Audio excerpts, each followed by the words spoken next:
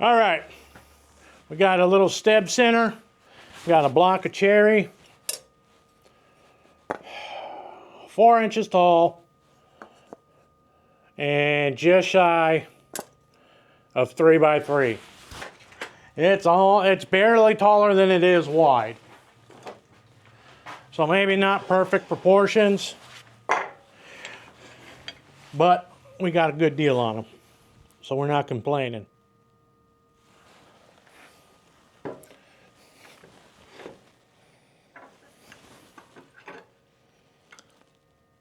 So we are going to turn this thing between centers. This is end grain, right? Spindle orientation. We'll start out at 2,000 RPMs. Raise the tool rest up because we are going to start with our D-Way tools skew chisel. All right, and this is a big skew. This is, I believe, 1 5/16. I can't remember, but Jimmy had called this their flagship tool, and this is what they're known for. It's a big, heavy chisel.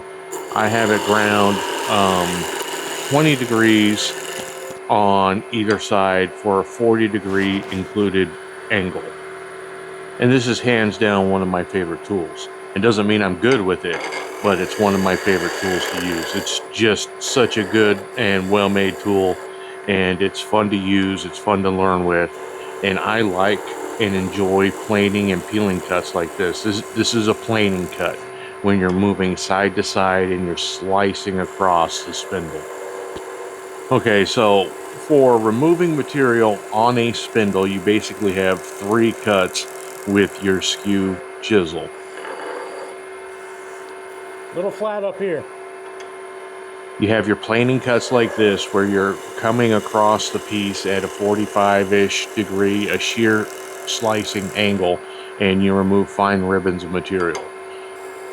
Now these planing cuts will typically give you the best surface.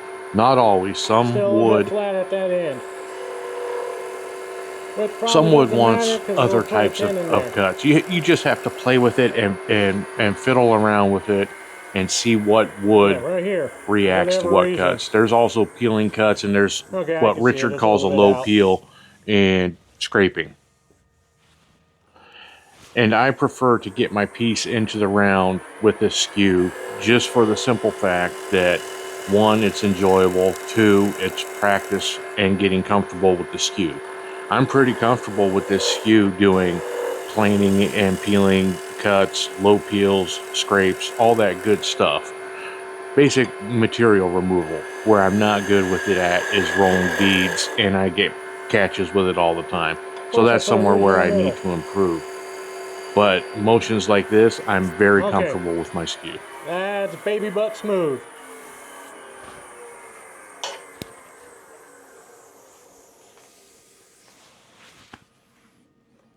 A little bit of chip out right there. A little bit right there. That's all right because that's where the tenon's going. And right here I'm using my Bedan. It's a Robert Sorby, I don't know, probably 3/8 Bedan to just form the tenons on either side of the piece so that I can have a tenon on the box lid and a tenon on the box itself before I part it and separate the piece into 2 pieces.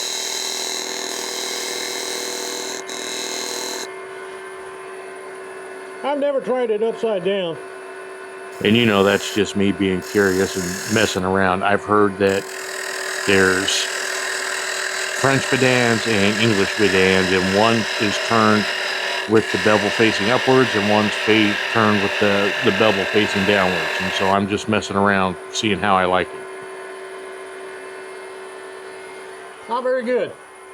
See, I have it angled. I should just straighten it out so that I could dip it this way and then dip it back that way for rolling beads or tenons, which is, I think that's what I'm going to do. Okay, so it wasn't square ground at 90 degrees across the face. It was probably more 80 degrees, and that was something I had learned from Stuart Batty for making recesses on a bulb length for a mortise mounting when you turn between centers, and then to start the bulb for the 40-40 push cut. But what I did was I ground it squared off so that I could put a tenon on either side of the box. Otherwise, it only wants to cut into the tailstock side, and it would cut the dovetails then the I wrong guess way, somewhere the other way. about right And then here. this is a thin kerf parting tool that I am using to part it off. And of course, I just eyeball it. You know, I'm just kind of, that's how I do things. I didn't get out my golden or mean calipers and figure out the perfect proportions. I just jammed it into the wood and let it go. You know, your eyeball tells you what's good. And you know, there's arguments to be made on this, whether not everything has to be in thirds. Sometimes boxes are more of a fifths type ratio than thirds. Okay, so hopefully I parted that down far enough that I could just twist this thing apart. Of course not. So then we just take our little Japanese pull saw and make short work of it. Oh boy, that is a small lid. Whoo-wee. I've never really turned a box before. This is going to be fun. I should have made my knockout bar because this is what I'm using. Just a piece of steel. So many projects I have to do, so little time. I just need to make a handle and put that steel rod in there. But it works. This is a VM120 with the, I believe they're 48 mil, the smaller 2-inch shark jaws. It's my go-to for smaller pieces. Okay, so if I remember right, lids go first. I'm really kind of worried about this. I've never done this. Alright, so in case you guys haven't noticed, this is not the greatest how-to video on how to turn a box, right? This is me having you guys follow along as I turn my first box. And I'm figuring it out as I go. I've watched a few videos on it, and I get the general concept and idea of it, but this is me actually going through the motions and trying to figure out my first box. And it's real simple cuts. This is a spindle gouge, and I'm cleaning up a face, and then I will begin the hollowing of the lid.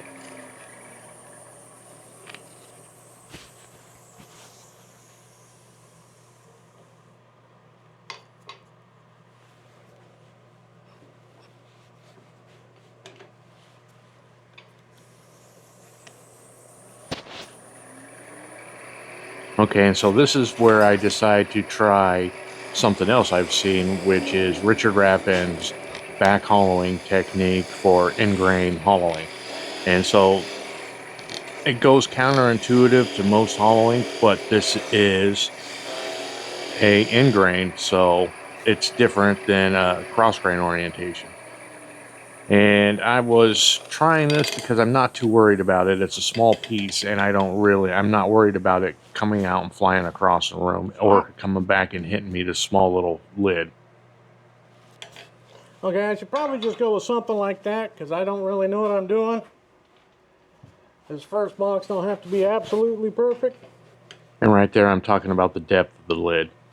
I don't want to go too deep in the hollowing. And so now I've just got a square inch scraper to Myself a little bit of clearance hollow it out most of the way, because I really only went in maybe a ½ inch at most with the spindle gouge. And unfortunately at this angle, I'm used to turning bowls. My face shield and head get in most of the way of the hollowing. So I'm just going to clip that out. We don't need to see the bald spots on my head the whole time. So hindsight, about the only thing I wasn't too happy with on this lid right here is I probably could have gone a little bit thinner on the walls of the lid, because then I realized when I go to hollow out the box itself, the lid was thick, and then you have the flange, so you lose quite a bit of material on the interior of the box if you have a thick walled lid like this. So that would just give me more material for the interior space of the box if I would have went thinner on the lid walls. You know, it's the little things you figure out as you go along. And so I am sanding this surface and cleaning this up to make sure that I don't have to go back into it. And this is kiln dried cherry, and so this is a perfect Abrasive vessel paste in there? for Axe abrasive paste. You know, I don't want it. I want a natural finish on it. You never know what people are going to put in these things, and it's you don't have to worry about it drying, and it's a good, clean, beautiful looking finish. And if they were to put small weird stuff in there, it's not going to be sticky or anything.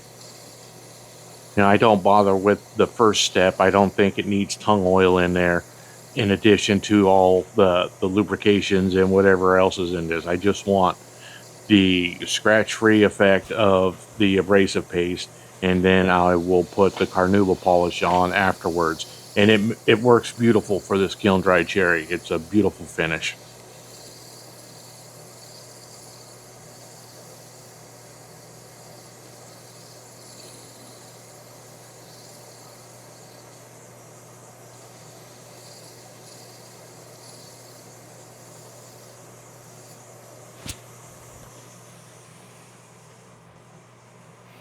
Looks fantastic.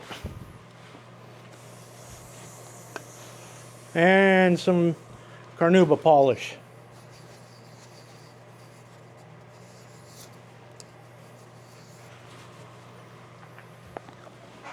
I'm a real big fan of this carnauba polish of the Axe wood paste line. It goes on easy, smells great when you're applying it, and it leaves a beautiful warm luster. It's not high gloss like a lot of your plastic film finishes are, but it's enough, and I think it just highlights and enhances the wood enough and gives it a little bit of protection, but still has a good feel, touch, and look to it. So it's one of my favorite finishes lately.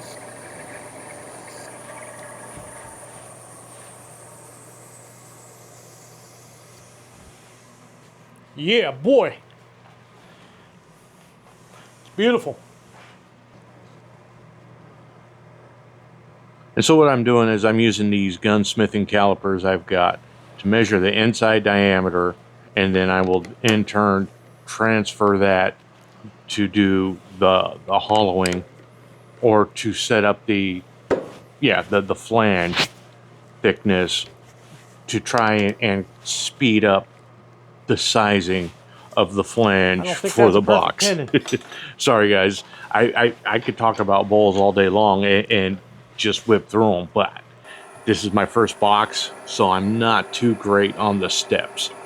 So what I'm doing now is I'm using peeling cuts with my skew to establish the flange.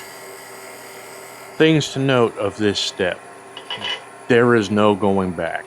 Okay, you can only take away wood, you can't put it back on. So this is the slow, tedious process of fitting it, trying it, removing a little bit of material, fitting it again. And it's hard to see on this angle. This wasn't the best angle for doing a box, but what you do is you do a slight taper, see if the lid fits. If it doesn't fit, then you straighten it out, you remove the back half of the material, and then put a slight taper at the front again. And then you keep kind of wobbling this back and forth until the lid fits onto your taper. Once it fits onto your taper, then you know to be extremely careful with how much material you remove to straighten it out on the sides. Because if you was to remove a 64th of an inch on one side, you're doing a 64th on the other side, and so now you've removed a 32nd of an inch, not a 64th. The material goes away fast and you can't put it back on. And this isn't the best demonstration of safety. You have to be careful here. I'm comfortable with my machine, and I'm comfortable with my hand placement. But if you mess up like how I'm doing and fitting this lid before it's all the way stopped or slowed down, you can grab your finger in between your workpiece and that tool rest, and that is very painful. Not just painful, it can be damaging. You can break fingers, you can, lose stuff. So if you're not comfortable with that, stop the machine, wait for it to slow down. See right there, my thumb could be smashed in between there if I did things wrong. So it's Yeah, it's barely I just have a too lot of tight. bad habits.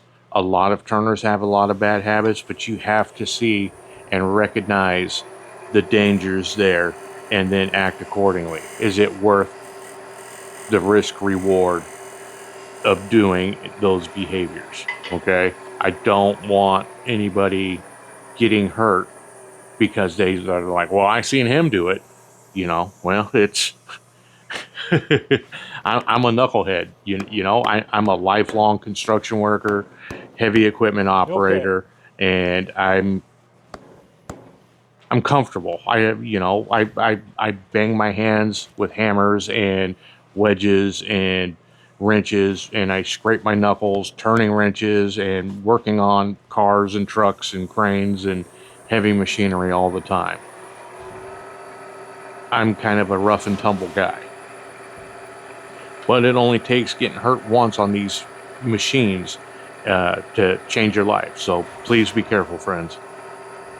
And so what I've got now is the lid is fit. So now I'm matching the profile of the box to the lid so that it's one smooth and easy transaction across. I want it to be perfect across. And then back on the safety thing, I probably should have brought my tailstock back up to place on this step right here, but this fit is so tight it's not even funny. So I'm pretty comfortable with this and it not coming off. And so again, these are planing or peeling. I had it right. These are planing cuts. Okay. And if you've never really practiced skew work before, a good planing cut on good hardwood will be better than 320. 320 will rough up, 320 sandpaper will rough up a perfectly planed surface with a skew on kiln dried hardwood. And what I'm doing here is I'm putting a V groove on the flange surfaces so that I can use my wire burning tool to kind of just not hide the seam but enhance the seam. So a lot of people will try and hide the seam. There's two ways to go about putting the seam on. You either hide it and try to get it as tight as possible, or you blend it in with beads, or you can enhance it like I did here. So there, now you know that's a box. That's where the separation is. So I mean, and it looks sharp too. Cherry with a good burn line looks sharp.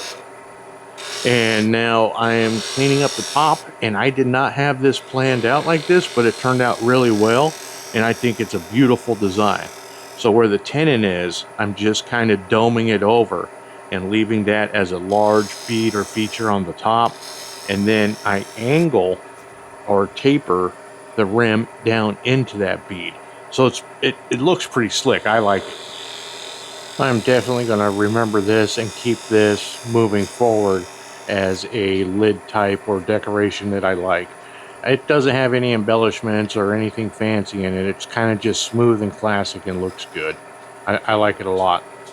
And then I also round off or chamfer that corner so it's not a sharp edge.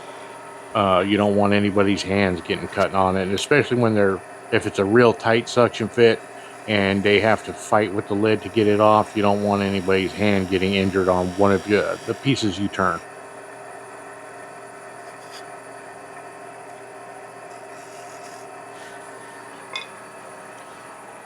Not the right tool. Where'd that scraper go? Use the right tool. All right, so you guys saw me struggling there, trying to get the angle and get that spindle gouge to roll back over right. And then I just switch over to this scraper and I have such an easier time with it. You wouldn't think that a square inch scraper would be good for rolling beads, but it works so good and so easy. And you just kind of roll around, tuck the corner in, and then you roll it back out the other way. It's the tool for the job. It works really good. Who you watch and who you learn from really influences on the way you turn. There's a lot of modern turners that frown on a lot of the traditional tools. They think that you can do everything with a bowl gouge, which you possibly can, but you're missing out on a lot of the fundamentals of turning and the the history of it, you know. The bowl gouge is probably the latest, one of the later tools that got introduced to the line of turning tools.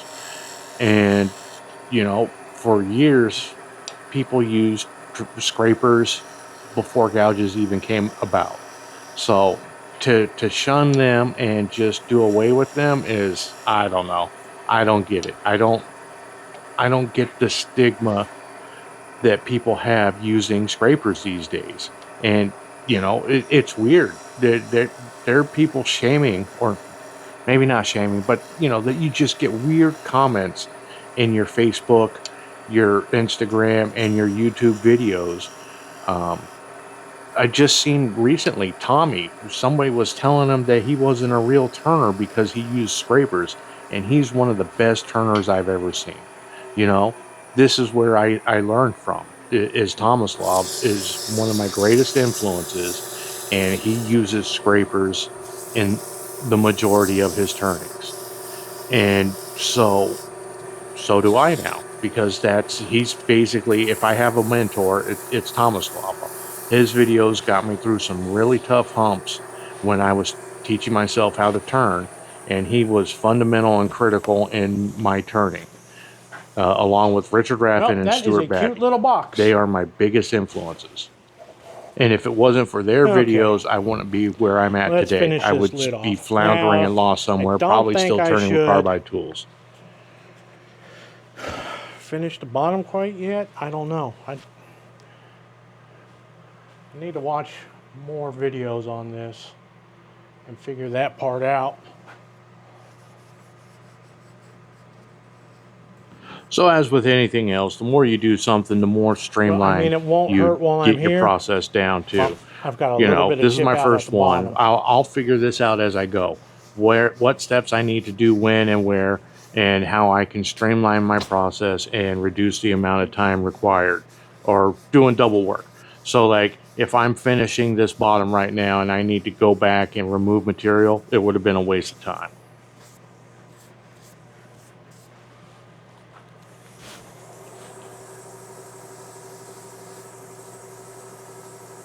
So I'm skipping the first step.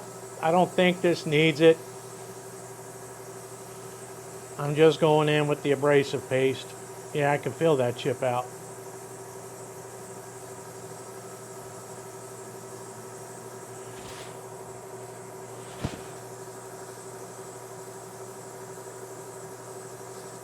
Yeah, we're just going in with the abrasive paste and then the carnauba polish.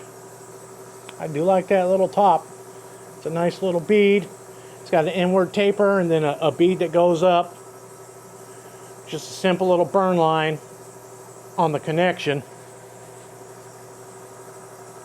Nothing fancy. Like I said, this is the first box I've ever turned. I've been putting it off for a long time, and I have no idea why. Well, I don't want to speak too soon. I don't want to jinx myself. I don't want to mess it up. I've never done a jam chuck.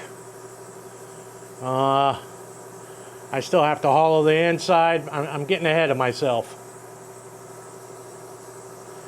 Right? Because we're just on the lid right now. And I think I probably should have hollowed it before I tried to finish this lid. I think I may be going out of order. Sometimes it's easier just to stop the lathe to put this polish on, because it kind of wants to fling it around while it's in motion until you get it rubbed in. Ask me how I learned. I don't know if I like that sound. Y'all hear that little ting or crack? That was kind of crazy, huh? Hopefully I didn't make the lid, the tenon, too tight for the little top. But I mean, it's pretty thick.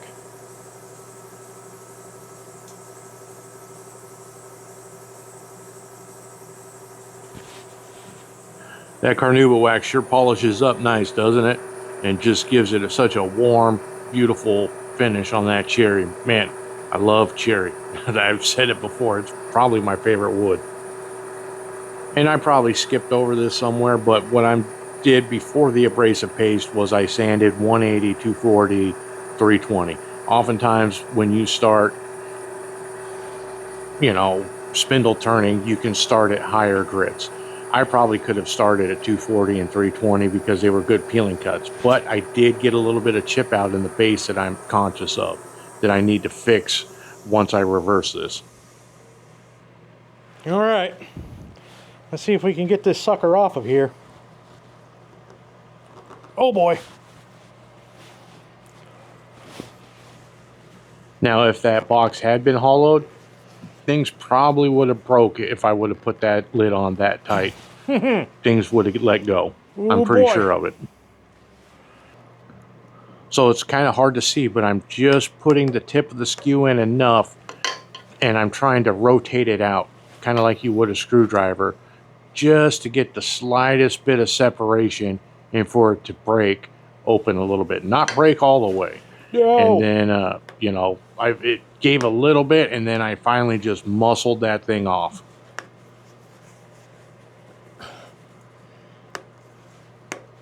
Ah. So if I would have hollowed that first, would that have been easier? Would it have it a little more give? I don't know. I personally think it would have had a lot more give. Here's the lid.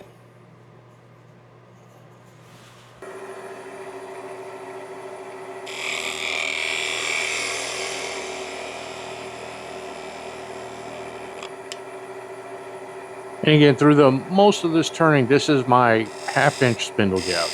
I sharpen it to 40 degrees on the nose and give it a fingernail grind, and then I remove a lot of the heel material because it's not as sharp as a lot of people's spindle gouges. A lot of people will go 35-30 on the nose, but I go 40 so that all my tools, my gouges are sharpened at 40. It just makes things faster. And there's that run back, just like that. And so what I'm doing is I felt good about that end grain hollowing, the back hollowing like Richard does, so I want to do it on this one. And I do okay with it. I'm not mad about it. The problem is my head gets in the way again, and so I have to edit a bunch of this out. But if you want to see the master of back hollowing, go watch Richard's videos. Anytime he turns a little end grain box, he does it. And he's really good at it. I was actually feeling the heat on this gouge, so I'm not sure if I was doing it right or if my gouge was sharpened properly to do this. But what I'm doing is I'm making a hole and I'm removing enough material to get my square end scraper in there to actually finish it the rest of the way out.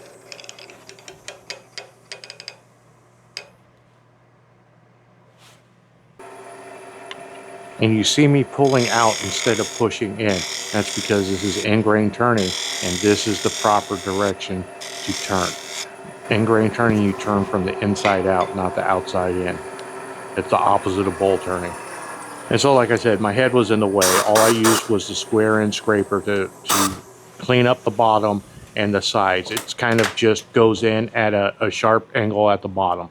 I didn't taper it off Well, around y'all missed it. I forgot to hit record. I fit the lid, and it was perfect, and I started sanding, and I sanded too much, and it went away. So now it's more like a suction loose fit. I kind of wanted it a really stiff fit because I had an idea for this. So it's the prototype, and I'm learning. I mean, I expect the best, you know, but this is my first box. I shouldn't be, you know, your first try at something isn't always going to be perfect. I need to get that out of my head, that it's a learning process. You never stop learning. And yeah, be happy with what you get. Now the thought did cross my mind. It's like, and I almost went too deep on the bottom. I kind of left a groove down there in the bottom that you can see because I was worried about going too thin on the bottom. I didn't want to lose the project completely, so there's that too. So I have to be really careful when I reverse this tenon off not to... Oh, I'm going a little bit fast for the abrasive paste. Oh well. Okay. I need to be careful not to go through the bottom. I wanted to say I tried to box one more time months and months and months ago out of this same little blocks of cherry, and I wanted to say I went through the bottom or did something goofy.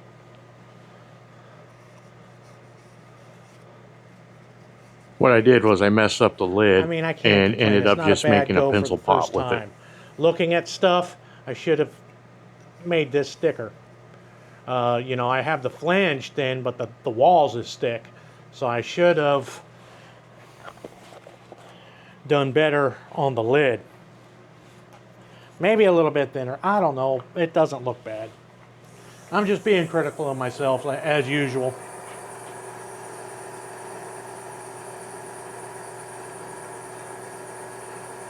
And I was thinking to myself, I'm like, I wonder if I could sit there and build up enough wax on the outside to increase the thickness. But that's just being goofy.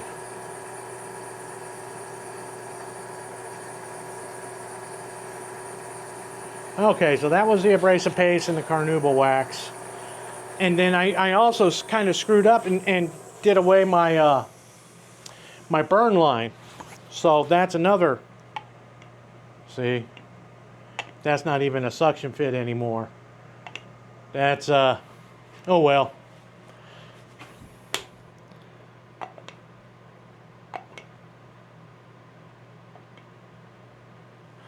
It is what it is.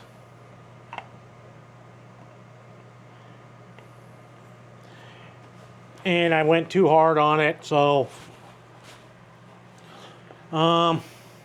yeah. Now to reverse it.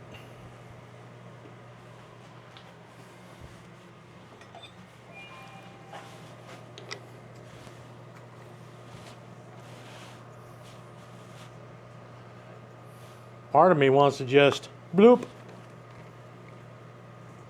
So I'm being kind of lazy and I don't want to do the jam chuck like I should. So I put a paper towel around the flange and I clamped down on it, hoping that I won't leave marks on the flange. Since it's already a little bit messed up, is it worth going through the whole jam chuck process or just...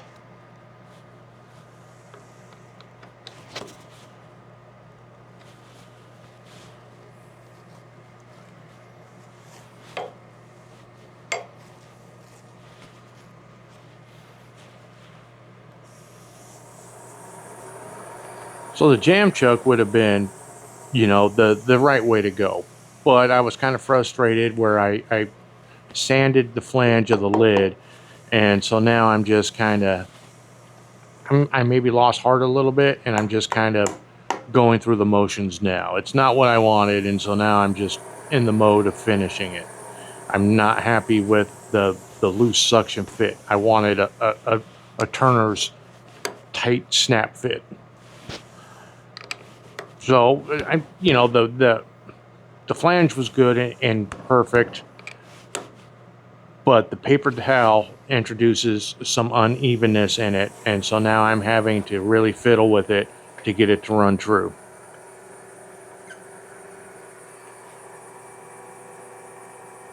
And so, like always, the thought is to keep the tailstock up as long as I can, remove the majority of the material till I get down to a little nub, and then remove the little nub.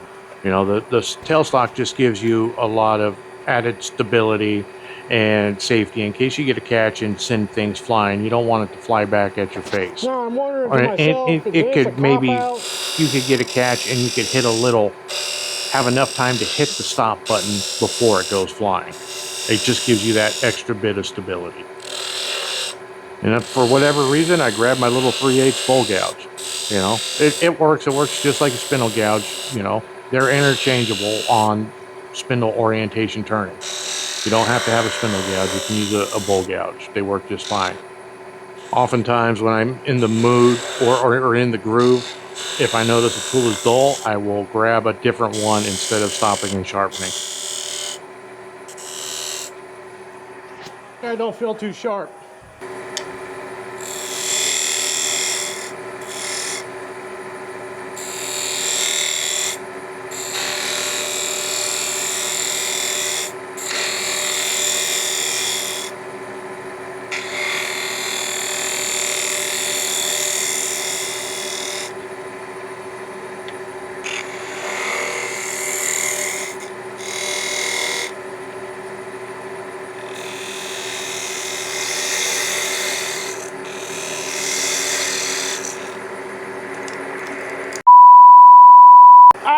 I noticed the hand wheel moving. I thought it was loosening, so I went to go tighten it. It wasn't loosening. It was going through.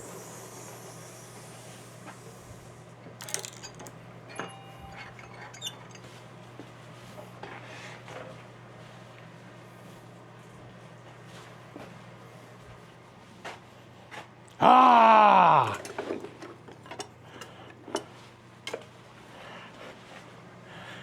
Ah! I saw the wheel loosening up, so I thought this was it. And then I went to go tighten this wheel, and bloop! I knew I went thin. I tried to save it anyways. Ah, what a bummer. I've never done a glue up. Man, I just seen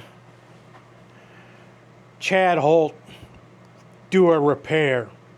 I've never glued anything. Man. Well, I learned some things.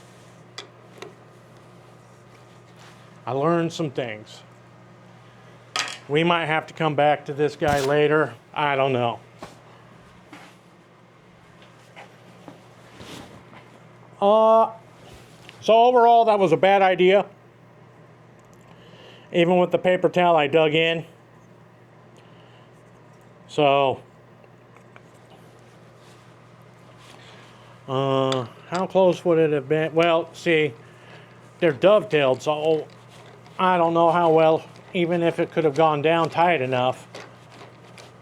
No. So I would have had to done the jam chuck.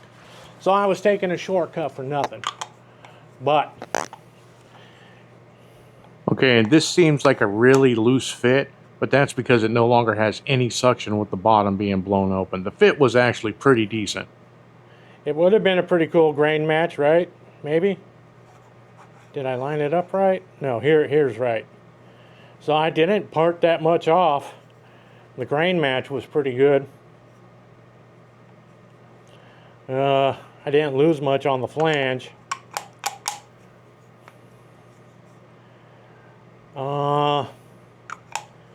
We'll be back. We'll be back. I'll go take it in, show it to wife and kid, tell them I almost made it. All right, friends.